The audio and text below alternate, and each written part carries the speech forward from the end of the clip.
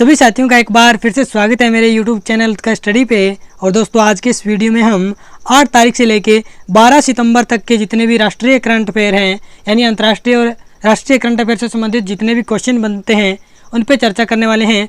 और दोस्तों बहुत ही महत्वपूर्ण क्वेश्चन मैं आपको करवाने वाला हूँ।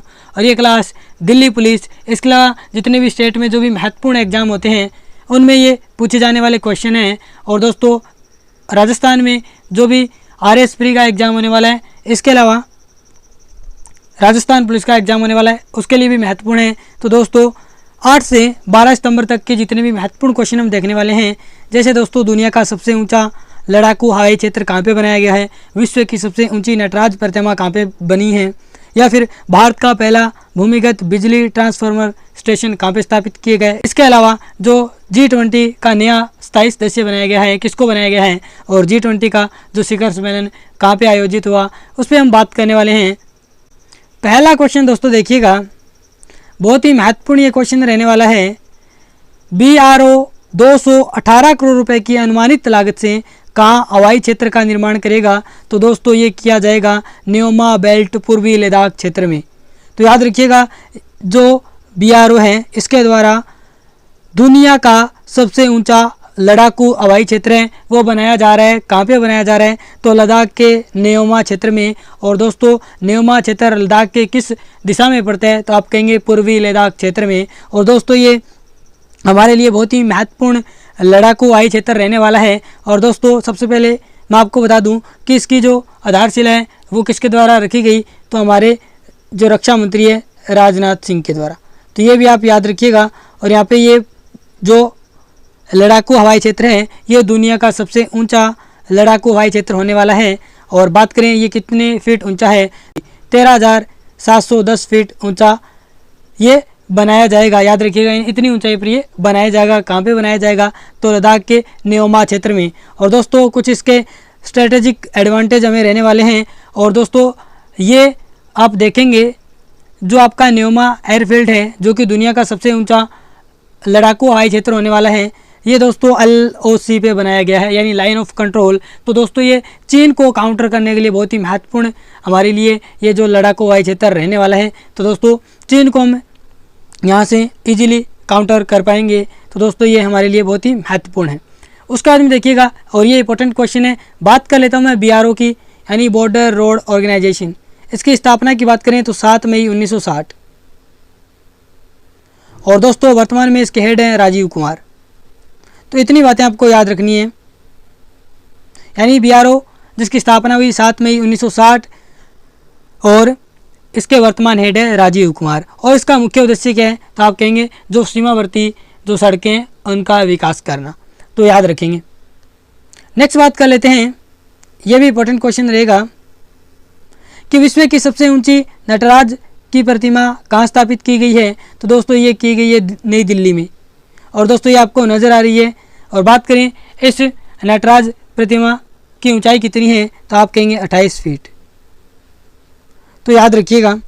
इसके अलावा बात कर लेते हैं किसने लगातार रिकॉर्ड 10वीं बार इटालियन ग्रैंड प्रिक्स जीता है। तो दोस्तों ये जीता है मैक्स वर्स्टपेन ने, जो कि दोस्तों बेल्जियम के बहुत बड़े रेसर हैं। तो आपको याद रखिएगा कार रेसर हैं, ठीक है।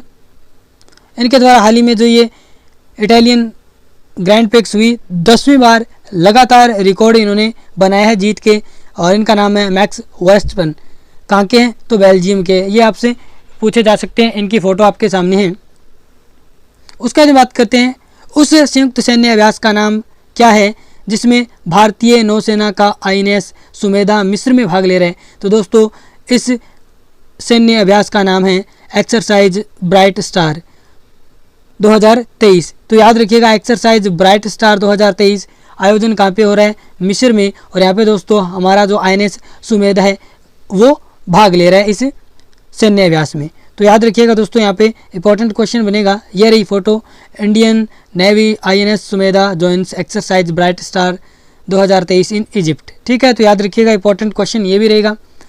अब दोस्तों बात कर लेते हैं इंपॉर्टेंट क्वेश्चन। दोस्तों 50+ क्वेश्चन मैं आपको करवाने वाला हूँ। ये जो ऊपर मैंने आपको करवाया ये भी बहुत ही महत्वपूर्ण क्वेश्चन है, और ये जो अभी करवाने वाला हूँ ये भी बहुत ही महत्वपूर्ण क्वेश्चन आपको करवाने वाला हूँ। और दोस्तों अगर आपको कंटेंट अच्छा लग रहा है तो इस वीडियो को लाइक कर दीजिएगा, अपने दोस्तों के साथ शेयर कर दीजिएगा और मेरे यूट्यूब चैनल उत्कर्ष स्टडी को सब्सक्राइब कर लीजिएगा। तो दोस्तों बात करते हैं पहला क्वेश्चन, हाल ही में किस शहर में भारत का पहला भूमिगत बिजली ट्रांसफार्मर स्टेशन स्थापित किया गया है। तो दोस्तों ये भारत का पहला है, इसलिए इंपॉर्टेंट हो जाएगा। तो दोस्तों याद रखिएगा, भारत का पहला भूमिगत बिजली ट्रांसफार्मर स्टेशन कहाँ पे स्थापित किया गया है, बेंगलुरु में। और दोस्तों आपको पता होगा यहीं पे भारत का पहला 3D मुद्रित डाकघर है वो स्थापित किया गया था। और दोस्तों ये फोटो आपकी जो भूमिगत बिजली ट्रांसफार्मर है, ठीक है, याद रखिएगा। नेक्स्ट बात कर लेते हैं, ये क्वेश्चन भी इंपॉर्टेंट रहेगा। और दोस्तों आप सभी को पता है पीछे G20 है, बहुत ही ज़्यादा चर्चा में रहा था क्योंकि G20 का शिखर सम्मेलन 9-10 सितंबर नई दिल्ली में आयोजित हुआ।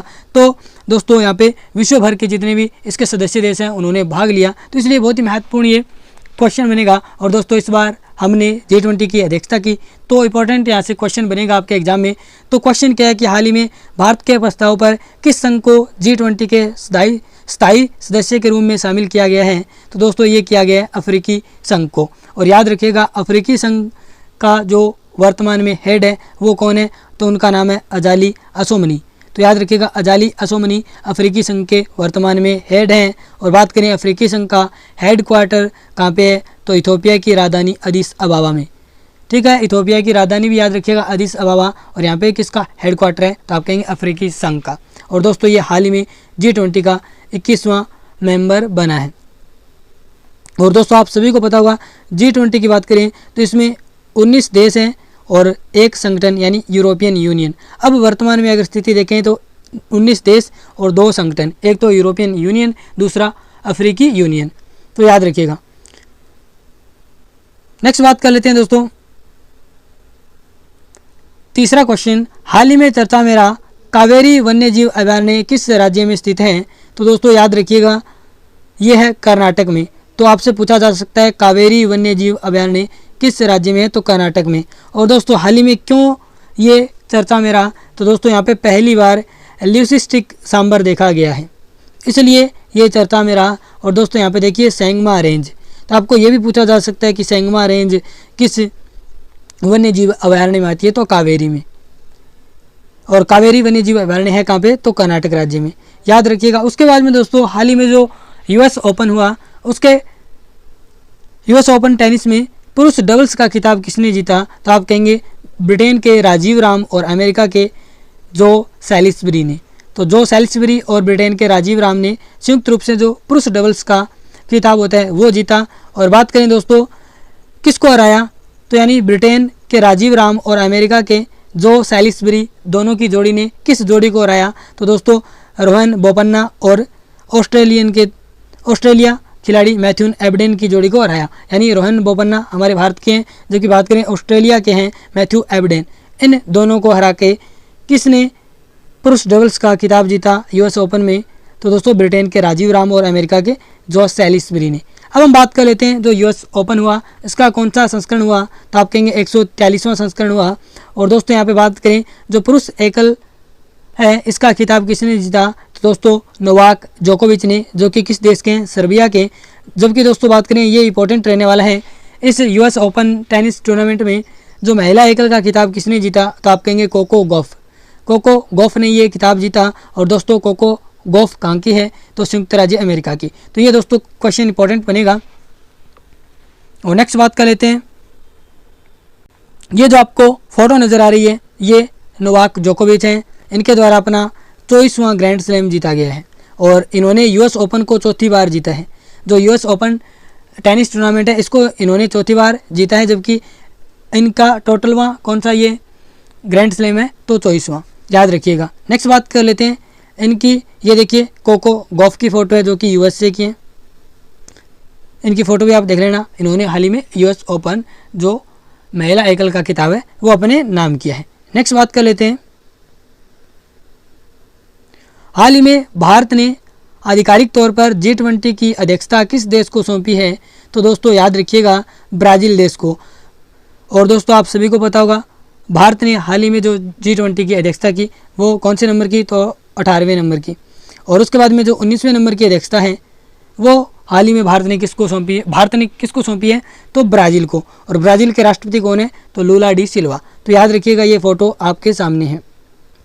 नेक्स्ट बात कर लेते हैं, ये क्वेश्चन दोस्तों इंपॉर्टेंट रहेगा, जो आपका दिल्ली पुलिस एग्ज़ाम होगा उस दृष्टि से इंपॉर्टेंट ये क्वेश्चन रहेगा दिल्ली पुलिस के लिए, क्योंकि बुक से दिल्ली पुलिस में एक आधा क्वेश्चन पूछ लिया जाता है। तो दोस्तों बुक का नाम है fire on the Ganga, life among the dead in Banaras के लेखक कौन है तो आप कहेंगे राधिका अयंगर। तो याद रखिएगा इनकी पुस्तक ये आपको नज़र आ रही है, fire on the Ganges, life among the dead in Banaras. ठीक है, तो ये पुस्तक किसकी है, राधिका अयंगर की। तो आप याद रखिएगा। नेक्स्ट बात कर लेते हैं, हाल ही में अमेरिकी ओपन टेनिस टूर्नामेंट के महिला सिंगल्स का खिताब किसने अपने नाम किया है तो कोको गॉफ ने। और दोस्तों कहाँ की है, यूएसए की। ये क्वेश्चन मैं ऊपर आपको करवा चुका हूँ, इंपॉर्टेंट ये क्वेश्चन रहेगा। उसके बाद में बात करते हैं दोस्तों, हाल ही में किस बैंक ने डिजिटल किराया भुगतान के लिए देश का पहला ट्रांजिट कार्ड लॉन्च किया है तो दोस्तों ये किया है एसबीआई ने, भारतीय स्टेट बैंक के द्वारा। और ये दोस्तों देखिए national first transit card.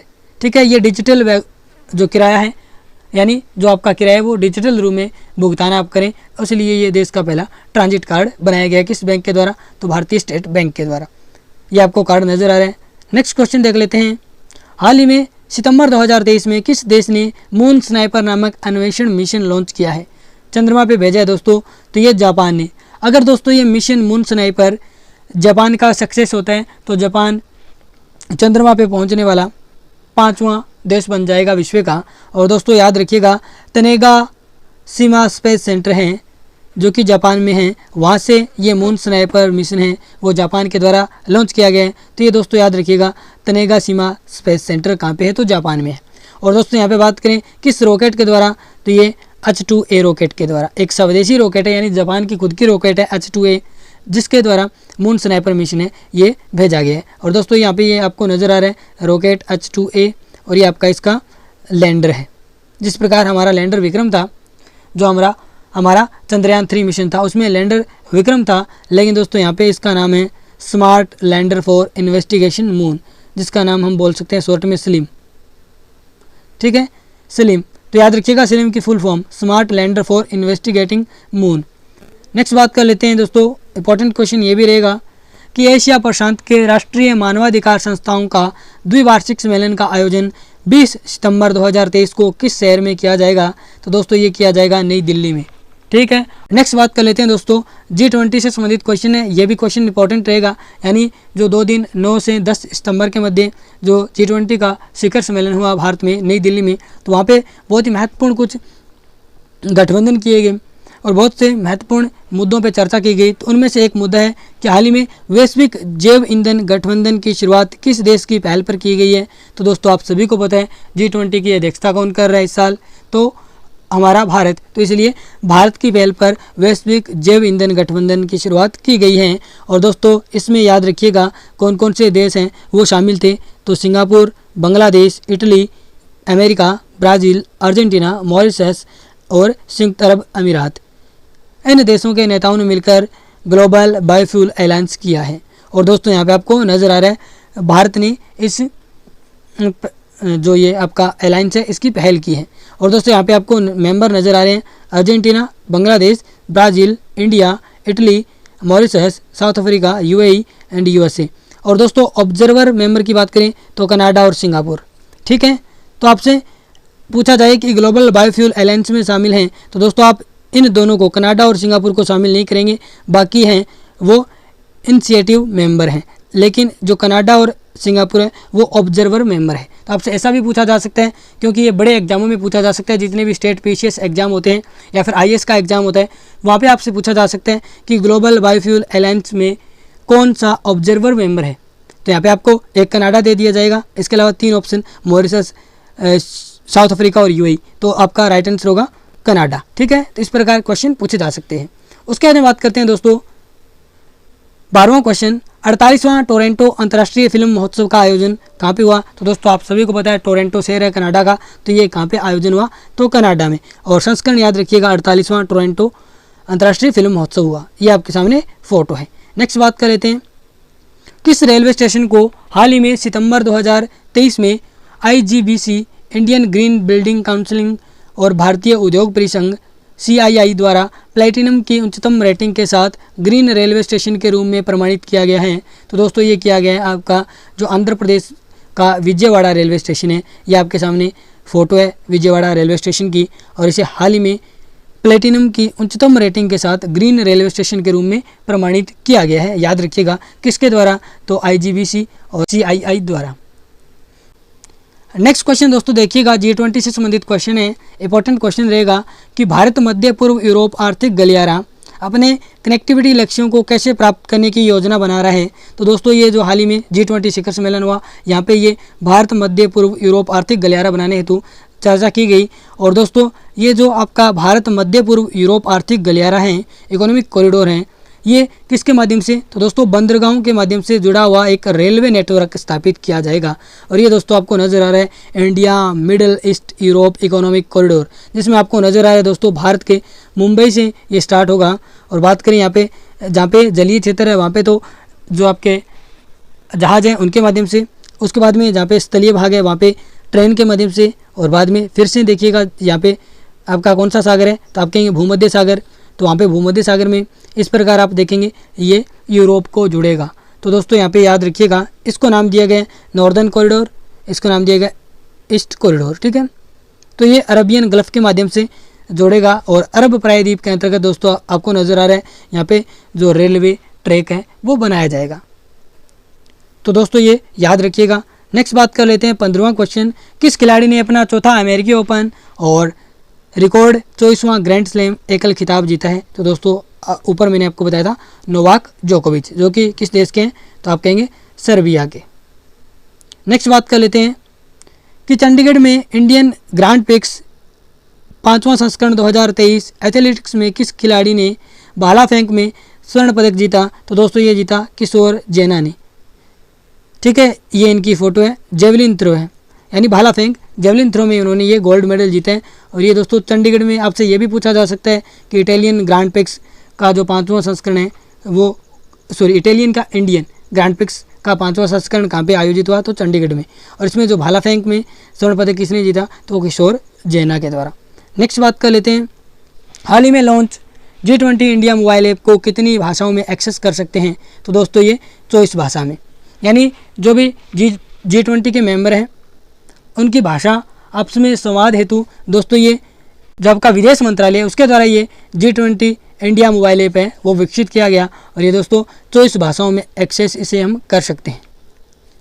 Next बात कर लेते हैं दोस्तों, international union of pure and applied chemistry में किसे सदस्य के रूप में चुना गया है। तो दोस्तों इंपॉर्टेंट क्वेश्चन बनेगा, ये स्टार मार्क कर लीजिएगा। तो दोस्तों international union of pure and applied chemistry में किसे सदस्य के रूप में, तो विपुल शाह को। ये दोस्तों आपके सामने इनकी फ़ोटो है, याद रखिएगा इनको हाल ही में international union of pure and applied chemistry के सदस्य के रूप में चुना गया है। नेक्स्ट क्वेश्चन देख लेते हैं, 8 सितंबर 2023 विश्व फिजियोथेरेपी दिवस पर देश भर में कौन सा अभियान चलाया गया है। तो आप कहेंगे गठिया जागरूकता अभियान। यह भी इंपॉर्टेंट रहेगा क्वेश्चन दोस्तों। 8 सितंबर को कौन सा दिवस मनाया जाता है, तो विश्व फिजियोथेरेपी दिवस मनाया जाता है। और इस दिवस पर देश भर में कौन सा अभियान चलाया गया, तो गठिया जागरूकता अभियान। उसके बाद नेक्स्ट क्वेश्चन की बात कर लेते हैं। ये क्वेश्चन दोस्तों वर्ल्ड ज्योग्राफी की दृष्टि से इंपॉर्टेंट रहेगा। जाम्बिया ने कोंकोला तांबा खान चलाने का स्वामित्व और प्रबंधन किस कंपनी को दिया है। तो दोस्तों पहले तो याद रखिएगा जो जाम्बिया है इसमें एक तांबे की खान है जिसका नाम है कोंकोला। तो आपसे ऐसा पूछा जा सकता है कि कोंकोला तांबा खान किस देश में है, तो जाम्बिया में। और दोस्तों जाम्बिया ने इस खान का जो स्वामित्व है प्रबंधन है वो वेदांता रिसोर्सेज लिमिटेड को दिया है। और दोस्तों आप सभी को पता है वेदांता ग्रुप अनिल अग्रवाल की कंपनी है।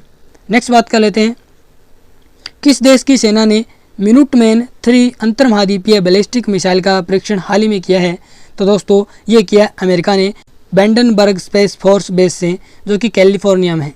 ठीक है, याद रखिएगा यहाँ से उन्होंने जो आपका इंटरकॉन्टिनेंटल बैलिस्टिक मिसाइल है उसका सफल परीक्षण किया है। मिनुटमैन 3 इस मिसाइल का नाम है, जो कि एक अंतर्महाद्वीपीय इंटरकॉन्टिनेंटल बैलिस्टिक मिसाइल है। तो याद रखिएगा ये वैंडनबर्ग स्पेस फोर्स बेस कहाँ पे है, कैलिफोर्निया अमेरिका में। नेक्स्ट बात कर लेते हैं, इस मिसाइल का नाम भी आप याद रखिएगा मिनुटमैन 3, जो कि एक अंतर्महाद्वीपीय बैलिस्टिक मिसाइल है। नेक्स्ट बात कर लेते हैं 22वां क्वेश्चन, वह शहर जो अंतर्राष्ट्रीय एरोस्पेस सम्मेलन का मेजबान है। तो दोस्तों ये है ग्वालियर। याद रखिएगा अंतर्राष्ट्रीय एरोस्पेस सम्मेलन कहाँ पे आयोजित हुआ है, ग्वालियर में। और ये दोस्तों आपको फोटो नज़र आ रही है, इंटरनेशनल एरोस्पेस कॉन्फ्रेंस, ठीक है, कहाँ पे, ग्वालियर एमपी में। इंपॉर्टेंट क्वेश्चन बनेगा आपके एग्जाम की दृष्टि से। नेक्स्ट बात कर लेते हैं, ये क्वेश्चन भी इंपॉर्टेंट रहेगा, क्यूआर कोड आधारित कैशलेस निकासी के लिए national payments corporation of India के सहयोग से किस कंपनी ने भारत का पहला यूपीआई एटीएम पेश किया है। तो दोस्तों ये किया है हिताची पेमेंट सर्विसेज के द्वारा। तो ये भारत का पहला यूपीआई एटीएम है, तो इसलिए दोस्तों ये इंपॉर्टेंट क्वेश्चन बनेगा। और दोस्तों ये किसकी सहयोग से हिताची पेमेंट सर्विसेज ने ये भारत का पहला यूपीआई एटीएम लॉन्च किया है। तो आप कहेंगे national payments corporation of India के सहयोग से। ये आपको नज़र आ रहा है इंडिया का पहला यूपीआई एटीएम, हिताची जो आपका सर्विसेज है, पेमेंट सर्विसेज, उसके द्वारा ये लॉन्च किया गया है। उसके बारे में बात करते हैं दोस्तों, ये जो आपका भारत का पहला यूपीआई एटीएम है जो कि हिताची पेमेंट सर्विसेज के द्वारा लॉन्च किया गया, पेश किया गया। ये कहाँ पे पेश किया गया, तो दोस्तों ये कहाँ पे पेश किया गया, तो ग्लोबल फिनटेक फेस्ट में, जो कि 2023 कहाँ पे आयोजित किया गया, 5 से 7 सितंबर के मध्य। तो ये मुंबई में।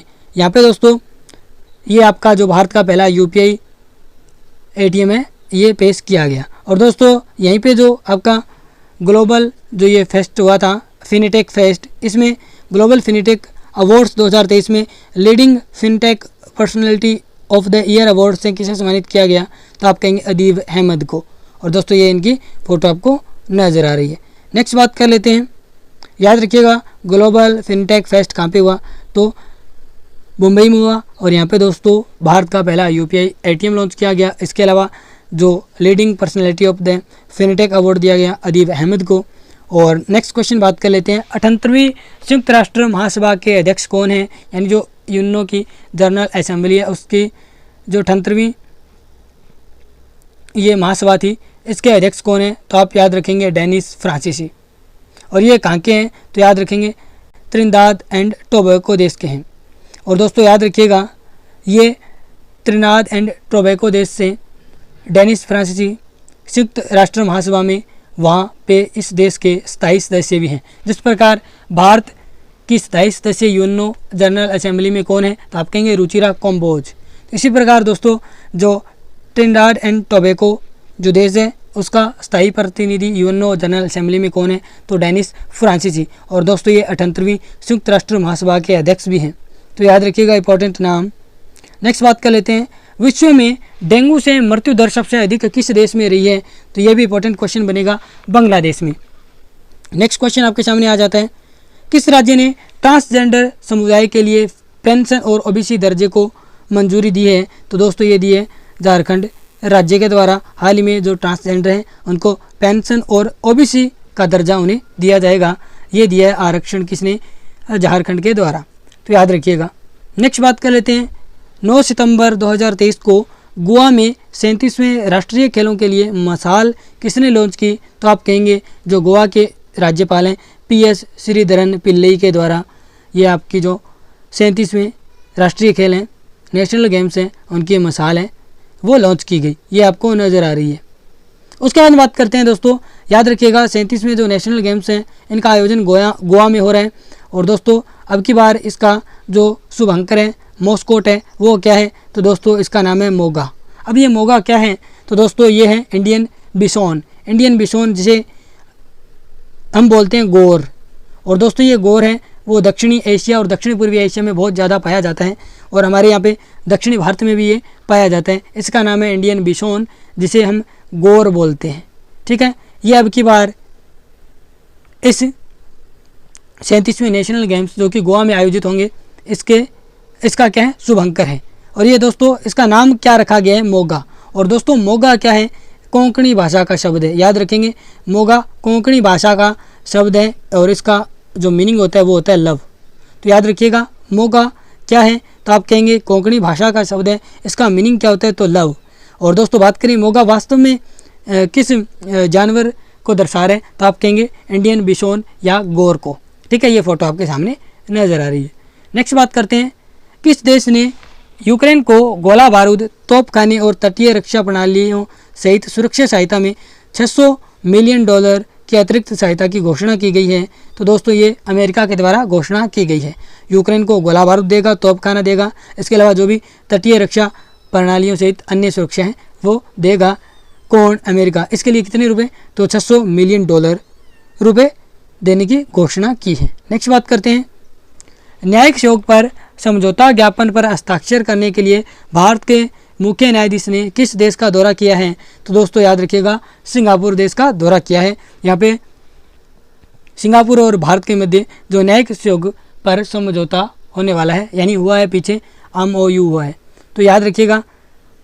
और बात कर लेते हैं भारत के वर्तमान में मुख्य न्यायाधीश कौन है? तो DY चंद्रचूड़। जबकि बात करें सिंगापुर के कौन है? तो सुंदरेश मेनन। इनके द्वारा, दोनों के द्वारा जो न्यायिक सहयोग हेतु MOU किया गया है। नेक्स्ट बात कर लेते हैं, ये क्वेश्चन इंपॉर्टेंट रहेगा दोस्तों, किस देश के शोधकर्ताओं ने स्टेम कोशिकाओं से सिंथेटिक भ्रूण कांप बनाया है? तो दोस्तों ये इजराइल देश में बनाया है। तो दोस्तों याद रखिएगा, इजराइल देश के वैज्ञानिकों के द्वारा स्टेम सेल से सिंथेटिक भ्रूण बनाया गया है, यानी जो आपका आर्टिफिशियल ह्यूमन एम्ब्रियो मॉडल बनाया गया है। और दोस्तों ये आपके सामने नजर आ रहा है। नेक्स्ट बात करते हैं कि भारत में मांस और पोल्ट्री प्रसंस्करण उद्योग को बदलने में महत्वपूर्ण भूमिका के लिए किसे गुलाबी क्रांति के जनक के रूप में जाना जाता है? इंपॉर्टेंट क्वेश्चन रहेगा। दुर्गेश पटेल को दोस्तों गुलाबी क्रांति के जनक के रूप में जाना जाता है। जिस प्रकार हम पढ़ते हैं हरित क्रांति के जनक कौन है, तो आप कहेंगे स्वामीनाथन। और जबकि बात करें श्वेत क्रांति के जनक तो वर्गीज कुरियन। जबकि याद रखिएगा गुलाबी क्रांति के जनक कौन है? तो दुर्गेश पटेल। नेक्स्ट बात कर लेते हैं 33वां क्वेश्चन, भारत में संवादात्मक भुगतान को सक्षम करने के लिए किस संगठन ने हेलो UPI और भारत बिल पे कनेक्ट की शुरुआत की है? तो दोस्तों ये की है भारतीय राष्ट्रीय भुगतान निगम NPCI द्वारा। ठीक है, याद रखिएगा national payment corporation of India के द्वारा ये शुरुआत की गई है। और दोस्तों ये हेलो UPI और भारत बिल पे जो ये दो ऐप हैं ये लॉन्च किए गए हैं। नेक्स्ट बात कर लेते हैं दोस्तों, गति शक्ति विश्वविद्यालय जो कि बड़ोदरा में है और एयर बस के बीच समझौता ज्ञापन कहाँ पर हुआ है? अब दोस्तों ये हुआ है रेल भवन नई दिल्ली में। याद रखिएगा गति शक्ति विश्वविद्यालय बड़ोदरा और एयर बस के मध्य विमानन क्षेत्र में ये समझौता हुआ है। तो याद रखिएगा कहाँ पे हुआ है, तो आप ऐसे मत कर देना कि गति शक्ति विश्वविद्यालय बड़ोदरा में हुआ है। तो ये दोस्तों समझौता कहाँ पे हुआ है? तो रेल भवन नई दिल्ली में। और दोस्तों किस क्षेत्र में? तो विमानन क्षेत्र में। नेक्स्ट बात कर लेते हैं, हाल ही में तुर्की की, या जिसे अब तुर्की बोलते हैं, कि मंजूरी के बाद कौन सा देश 31वां नाटो का सदस्य बने? तो आप कहेंगे फिनलैंड। फिनलैंड दोस्तों हाल ही में तुर्की की मंजूरी के बाद नाटो का 31वां देश बना है। दोस्तों बात कर लेते हैं नाटो के बारे में। नाटो की स्थापना हुई 4 अप्रैल 1949 को। बात करें संस्थापक देश कितने थे? तो 12 इसके संस्थापक देश थे। स्थापना हुई 4 अप्रैल 1949 को। बात करें वर्तमान में महासचिव, यहाँ से दोस्तों प्रश्न पूछा गया है, तो याद रखिएगा वर्तमान में महासचिव हैं जेंस स्टोल्टेनबर्ग। याद रखेंगे हेडक्वार्टर कहाँ पे है? तो ब्रुसेल्स बेल्जियम में। वर्तमान में कितने देश हैं? तो आप कहेंगे 31 देश हैं। ठीक है, 31वां देश कौन सा है? फिनलैंड। और दोस्तों बात करें नाटो की फुल फॉर्म क्या है? तो नॉर्थ अटलांटिक ट्रीटी ऑर्गेनाइजेशन। तो याद रखेंगे इतनी बातें। और ये देखिए Finland becomes 31st member of NATO. तो याद रखिएगा। नेक्स्ट बात कर लेते हैं, ये क्वेश्चन दोस्तों बहुत ही महत्वपूर्ण रहेंगे। 36वां क्वेश्चन देखिएगा, बहुत ही महत्वपूर्ण रहेगा। जो आसियान परिषद के 23वें शिखर सम्मेलन में कौन सा देश 9वां स्थायी सदस्य बना है? तो दोस्तों याद रखिएगा ASEAN, जिसे हम बोलते हैं शंघाई कॉरपोरेशन ऑर्गेनाइजेशन, इसका 9वां स्थायी सदस्य कौन बना है? तो ईरान। याद रखेंगे। और ASEAN की जो स्थापना कब हुई? तो आप कहेंगे 15 जून 2001 को, और इसका मुख्यालय है बीजिंग में। इसका नाम दोस्तों याद रखिएगा शंघाई सहयोग संगठन है, लेकिन इसका मुख्यालय कहाँ पे है? चाइना की राजधानी बीजिंग में। और दोस्तों इसका अगला सम्मेलन होने वाला है कजाकिस्तान की राजधानी अस्ताना में 2024 में। और जो 2023 में इसका 23वां शिखर सम्मेलन हुआ वो हमारे भारत में हुआ। याद रखेंगे। नेक्स्ट बात कर लेते हैं, ये देखिए ईरान है वो नया मेंबर बन चुका है। उसके बाद बात करते हैं कि कौन सा देश हाल ही में ब्रिक्स बैंक के नए सदस्य के रूप में शामिल हुआ है? तो दोस्तों ये देश हुआ है मिस्र। और मिस्र में दोस्तों हमने एक्सरसाइज ब्राइट स्टार 2023 भी पड़ी थी। और दोस्तों यहाँ पे याद रखिएगा जो ब्रिक्स संगठन है जिसका हाल ही में 15वां सम्मेलन हुआ जोहान्सबर्ग में, तो दोस्तों इस ब्रिक्स संगठन का एक बैंक है जिसे हम ब्रिक्स बैंक बोलते हैं और इसका एक अन्य नाम है न्यू डेवलपमेंट बैंक। तो ये भी याद रखिएगा ब्रिक्स बैंक को क्या कहा जाता है, न्यू डेवलपमेंट बैंक। तो याद रखेंगे न्यू डेवलपमेंट बैंक का नया मेंबर कौन बना है, तो मिस्र। और दोस्तों हाल ही में जो ये देखिए मिस्र न्यू मेंबर बना है किसका, तो आप कहेंगे ब्रिक्स बैंक जिसे हम बोलते हैं न्यू डेवलपमेंट बैंक। और इसके अलावा बात करें जो हाल ही में ब्रिक्स का 15वां शिखर सम्मेलन हुआ कहाँ पे, तो दक्षिण अफ्रीका के जोहान्सबर्ग में। और वहाँ पे दोस्तों इस ब्रिक्स के 6 नए मेंबर बने हैं, उनका नाम आप कमेंट बॉक्स में बताइएगा, ठीक है। और दोस्तों यहाँ पे आपको नजर आ रहे हैं लुला डी सिल्वा, शी जिनपिंग, सिरिल रामफोसा जो कि दक्षिण अफ्रीका के राष्ट्रपति हैं, इसके अलावा नरेंद्र मोदी। और ये दोस्तों कौन है, ये रसिया के हैं। और दोस्तों यहाँ पे व्लादिमीर जो पुतिन है वो नहीं आए थे, इसलिए कौन आए, तो आप कहेंगे सर्जियो लेवरोव, इनका नाम है सर्जिए लेवरोव। तो याद रखिएगा रसिया की तरफ से ब्रिक्स सम्मेलन में कौन आए, तो आप कहेंगे सर्जिए लेवरोव। किसके स्थान पे, तो व्लादिमीर पुतिन के स्थान पे। 38वां क्वेश्चन देखिएगा, किस शहर में यूनेस्को की विश्व धरोहर स्थलों की प्रदर्शनी बैंकिंग ऑन वर्ल्ड हेरिटेज का आयोजन किया गया है, तो दोस्तों ये किया गया है नई दिल्ली में। तो याद रखिएगा इंपॉर्टेंट क्वेश्चन है। उसके बाद बात करते हैं 39वां क्वेश्चन, किस शहर में देश का पहला राष्ट्रीय मेट्रो रेल ज्ञान केंद्र स्थापित किया जाएगा, यानी दोस्तों ये किया जाएगा नई दिल्ली में। नेक्स्ट बात कर लेते हैं 40वां क्वेश्चन, भारत को किस शहर में पहली बार नाइट स्ट्रीट रेसिंग सर्किट मिला है, तो दोस्तों ये चेन्नई शहर को, ठीक है, याद रखिएगा।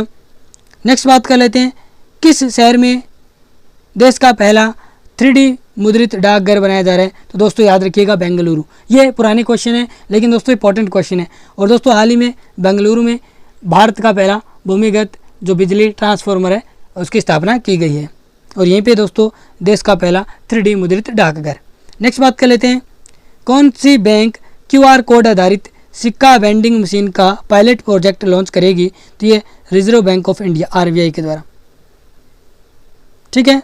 नेक्स्ट बात कर लेते हैं किस बैंक ने मैरियट के साथ भारत का पहला को branded hotel credit card launch किया है। ये क्वेश्चन इंपॉर्टेंट बनेगा, भारत का पहला है को ब्रांडेड होटल क्रेडिट कार्ड, तो ये किया है HDFC बैंक के द्वारा। किसके साथ मिलकर, मैरियट के साथ मिलकर। उसके बाद में बात करते हैं किस जहाज़ को राष्ट्रीय तिरंगा का कर्टन रेजर पुरस्कार दिया गया, तो दोस्तों ये दिया गया INS द्रोणाचार्य को राष्ट्रीय तिरंगा का कर्टन रेजर पुरस्कार। नेक्स्ट बात कर लेते हैं 45वां क्वेश्चन है वायुसेना पदक पाने वाली पहली महिला अधिकारी कौन बन गई है, तो ये दोस्तों दीपिका मिश्रा जो कि राजस्थान की रहने वाली हैं।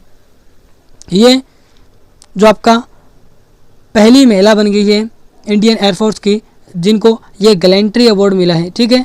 कौन सा अवार्ड, गैलेंट्री अवार्ड। यहाँ पे आपको नज़र आ रहा है, ये देखिए इनको गैलेंट्री अवार्ड से सम्मानित किया जा रहा है। और ये दोस्तों दीपिका मिश्रा की फ़ोटो है और इनको यहाँ पे नज़र आ रहा है कि गैलेंट्री अवार्ड वो मिल रहा है।